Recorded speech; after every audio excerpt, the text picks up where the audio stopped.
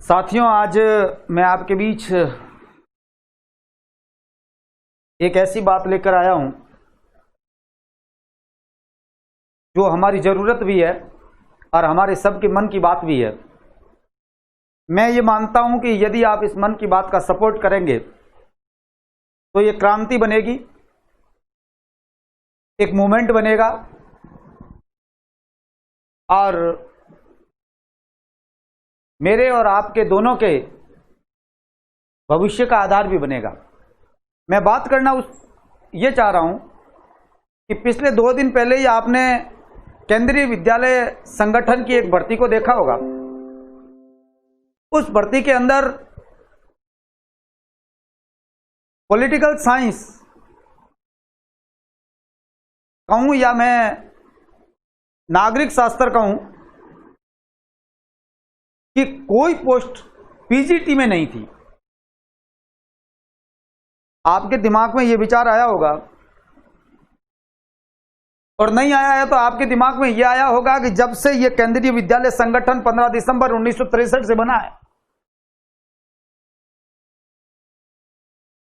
जब यह संगठन अस्तित्व में आया तो इसका मूल उद्देश्य यह था कि केंद्र सरकार के सैनिक अर्धसैनिक बलों में काम करने वाले कर्मचारियों के बच्चों को एक गुणवत्तापूर्ण शिक्षा कैसे दी जा सके।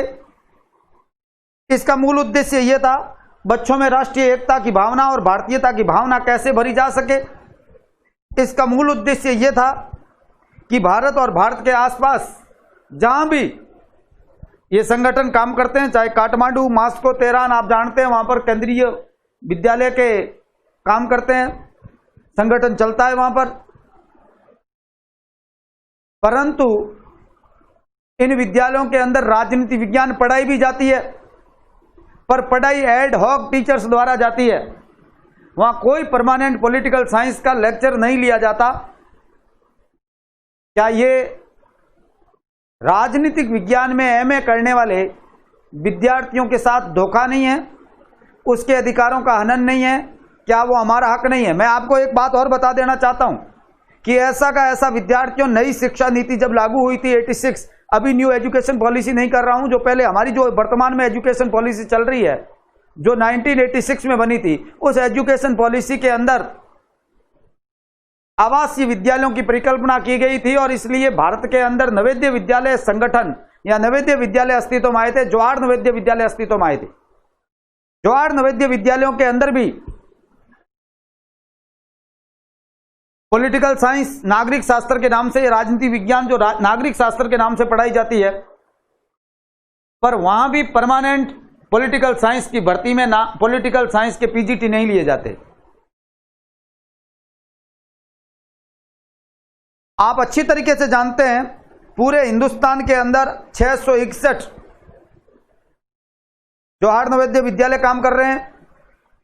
ऐसे के ऐसे 1225 केंद्रीय विद्यालय काम कर रहे हैं और ये 6 से लगाकर 12 तक की एजुकेशन देते हैं और पीजीटी की पोस्ट वहां होती है हर सब्जेक्ट में, चाहे साइंस का हो, चाहे वो किसी स्ट्रीम का हो, कॉमर्स का हो, चाहे वो आर्ट्स स्ट्रीम का हो, मगर उसके अंदर नागरिक शास्त्र की कोई पोस्ट नहीं आती, परमानेंट पोस्ट नहीं आती। मैं ये चाह रहा हूं कि क्यों राजनीति विज्ञान को एक एड हॉक के ऊपर रखे गए टीचर्स द्वारा पढ़ाई जाती है? क्यों हमारा हक क्यों नहीं बनता कि वहां पर एक केंद्रीय विद्यालयों के अंदर भी पॉलिटिकल साइंस की एक परमानेंट पीजीटी की पोस्ट आनी चाहिए, वहां भर्ती होनी चाहिए। विद्यार्थियों, इन सरकारों ने वैसे काम कर दिया। आज डेमोक्रेसी के युग के अंदर आप परिकल्पना कीजिए, आज हम लोकतंत्र के युग में जी रहे हैं। हिंदुस्तान सबसे बड़ा लोकतंत्र है जहां पर कंपलसरी रूप में डेमोक्रेसी को पढ़ाया जाना चाहिए, जहां पर यहां के लोगों को इंडियन कॉन्स्टिट्यूशन, उनके राइट्स, ड्यूटीज, राज्य के कर्तव्यों की जानकारी होनी चाहिए। वहां पर इस सब्जेक्ट के प्रति दोगला व्यवहार होता है। मैं आपसे चाह रहा हूं कि जो मैं आपसे बात कहना चाह रहा हूं, मेरे मन की बात है, वो आपके मन की है। मुझे पता है यह आग केवल यहां नहीं लगी है, आग वहां भी लगी हुई है, मगर हम इस बात को नहीं उठाना चाहते। क्या कारण है? सरकार पीजीटी परमानेंट क्यों नहीं लेती और एड हॉक पर क्यों लेती है? और आप अच्छी तरीके से जानते हैं एड हॉक पर लिए गए टीचर्स अपनी मर्जी से रहते हैं और पूरे साल के अंदर केवल 8 से 10 महीने तक काम करवाया जाता है, उसके बाद उसे फ्री कर दिया जाता है। आज यदि पीजीटी की जिस प्रकार हिस्ट्री पीजीटी की भर्ती आती है, उसी प्रकार पॉलिटिकल साइंस की भर्ती आए, तो मैं आपसे कहना चाह रहा हूं कि 3000 से ज्यादा सीट केवी के अंदर आएगी। नवोदय विद्यालय में यदि लिए जाते हैं तो मैं आपको कहना चाह रहा हूं कि लगभग 1200 से ऊपर सीटें नवोदय विद्यालय में आएगी एक साथ, क्योंकि आज तक एक भी परमानेंट पॉलिटिकल साइंस का लेक्चर केंद्रीय विद्यालय और नवोदय विद्यालय में नहीं लिया गया।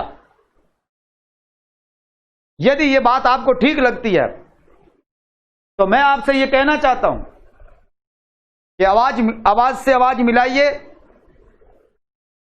इस आवाज को विस्फोटक बनाइए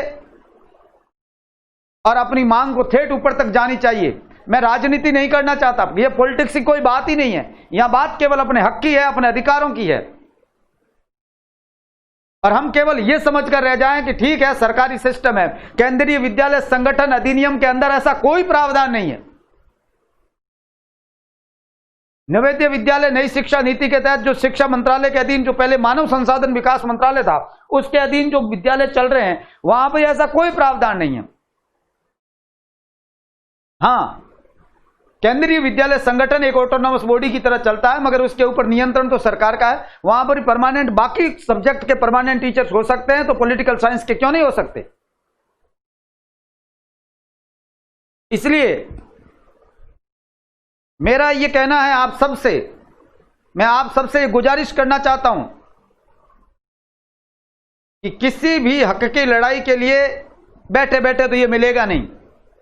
हमारे इसके लिए हमें कोशिश करनी चाहिए, हमें अपने आप को मजबूत करना चाहिए, हमारी आवाज को आगे तक ले जाने की हमारी हिम्मत होनी चाहिए। और यदि आप ये चाहते हैं तो मेरा ये बात जो है वो हर जगह पहुंचनी चाहिए, हिंदुस्तान के प्रत्येक कोने से पहुंचनी चाहिए। भले ही ये बात हिंदुस्तान के किनारे से, बाड़मेर के सहारे से निकली हो, मगर मैं आपसे कहना चाहता हूं कि ये बात हिंदुस्तान के प्रत्येक कोने तक, कन्याकुमारी तक पहुंचनी चाहिए, ये काठमांडू, तेहरान तक पहुंचनी चाहिए। ये हर जगह आवाज जाएगी तो 100% सरकार के दिमाग में ये विचार है कि कोई युक्ति संगतता तो हो, कोई लॉजिक तो हो, कोई बुद्धिगम्यता तो हो कि ऐसा क्यों किया जाता है। मैं इस बातों को उनके साथ नहीं जोड़ना चाहता। जैसा उज्बेकिस्तान, आपको पता है अच्छी तरीके से कि अभी उज्बेकिस्तान के डिक्टेटर ने पॉलिटिकल साइंस पढ़ाना बंद कर दिया। आप जानते हैं इस बात को? 2015 में सितंबर के अंदर उज्बेकिस्तान के डिक्टेटर ने ये ऑर्डर जारी कर दिया कि हमारे देश में वेस्टर्न पॉलिटिकल सिस्टम या डेमोक्रेटिक पॉलिटिकल सिस्टम नहीं पढ़ाया जाएगा, किसी प्रकार की इससे रिलेटेड कोई बात नहीं होगी। और आपको कहना चाहता हूं, आप जानते हैं म्यांमार के जब डिक्टेटरशिप आई थी, मिलिट्री शासन आया था 1962 में, उस समय सबसे पहले नेवी ने एक काम किया था कि अपने देश और विश्वविद्यालय, कॉलेजेज और स्कूल्स के अंदर जो पॉलिटिकल साइंस पढ़ाई जाती थी उस पर सबसे पहले रोक लगाई। मैं नहीं कहता कि भारत सरकार ने रोक लगा दी है, मगर पॉलिटिकल साइंस जैसे सेंसिटिव और एक महत्वपूर्ण सब्जेक्ट जो हर स्ट्रीम में होना चाहिए, मैं तो मानता हूं कॉमर्स पढ़ते हैं उनके साथ में उसे भी पॉलिटिकल साइंस पढ़ना चाहिए, उसे भी अपने कॉन्स्टिट्यूशन की कम से कम बेसिक जानकारी डेमोक्रेसी की होनी चाहिए। मैं ये मानता हूं कि साइंस स्ट्रीम में पढ़ने वाले को भी पॉलिटिकल साइंस पढ़नी चाहिए, एक कंपलसरी सब्जेक्ट होना चाहिए, जिसको साथ केंद्रीय विद्यालय जैसा हमारे भारत सरकार के अधीन जो चलने वाले इंस्टीट्यूट हैं और इतने इंपॉर्टेंट इंस्टीट्यूट है जहां पर गुणवत्तापूर्ण शिक्षा दी जाती है, जहां अच्छी क्वालिटी तैयार होती है, वहां पर राजनीति विज्ञान के प्रोफेसर टीचर्स जो होते हैं वो एड ऑफ पर काम करते हैं। विद्यार्थियों, हमारे हक की लड़ाई के लिए हमें जरूर आवाज उठानी चाहिए। मैं लास्ट में केवल इतना कहना चाहता हूं कि वतन के हालात बताने लगूंगा तो पत्थर भी आंसू बहाने लगेंगे, जिसे सुना था जीवन का रक्षक हमें क्या पता सताने लगेंगे, कैसे पार उतरेगी नैया जब मल्लाही किश्ती डुबाने लगेंगे, मेरे वतन को इन लोगों से बचा लो वरना ये कुर्सी तक खाने लगेंगे। मेरा कहने का मतलब यह है, आप समझ सब रहे हैं और बात आपके दिल में भी है, बात मेरे दिल में भी है और ये बात ऊपर तक जानी चाहिए। धन्यवाद बहुत बहुत आपको।